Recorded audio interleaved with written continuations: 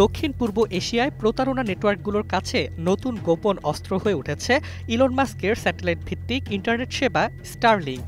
সাম্প্রতিক সময়ে Myanmar, Thailand, Cambodia, Laos, Philippines ও পূর্ব তিমুর জুড়ে গড়ে উঠেছে কথিত স্ক্যাম সিটি, যেখানে হাইটেক সুবিধা ব্যবহার করে চালানো হচ্ছে শত শত কোটি ডলারের সাইবার প্রতারণা।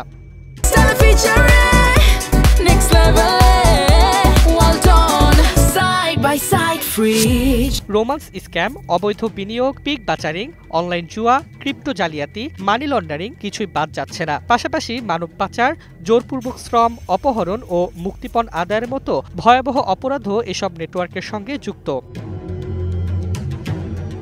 জাতিসংঘের মাদক ও অপরাধ দপ্তর ২০২৩ সালের প্রতিবেদনে জানিয়েছে, কেবল এক বছরেই এসব স্ক্যাম অপারেশন থেকে হাতিয়ে নেওয়া হয়েছে প্রায় ১৮ থেকে ৩৭ বিলিয়ন ডলার। আন্তর্জাতিকভাবে কড়া নজরদারি শুরু হওয়ায় চক্রগুলো এখন আরও গোপন ঘাঁটি খুঁজছে। গত ১২ সেপ্টেম্বর সংস্থাটির দেওয়া সতর্কবার্তায় বলা হয়, মিডিয়া ও আইনি চাপের মুখে এসব অসৎ গোষ্ঠী পূর্ব তিমুর সহ তুলনামূলক নিরাপদ দেশে ছড়িয়ে পড়েছে। বিশেষজ্ঞদের আশঙ্কা, এই ধারা দক্ষিণ এশিয়ায় ছড়িয়ে পড়লে বাংলাদেশেও ঝুঁকির মুখে পড়তে পারে। কারণ স্টারলিংক মোবাইল নেটওয়ার্ক বা ফাইবার ছাড়াই সীমান্ত এলাকায়ও দ্রুত গতির ইন্টারনেট সরবরাহ করতে পারে, যা অবৈধ অপারেশন গোপনে চালানোর সুযোগ তৈরি করে।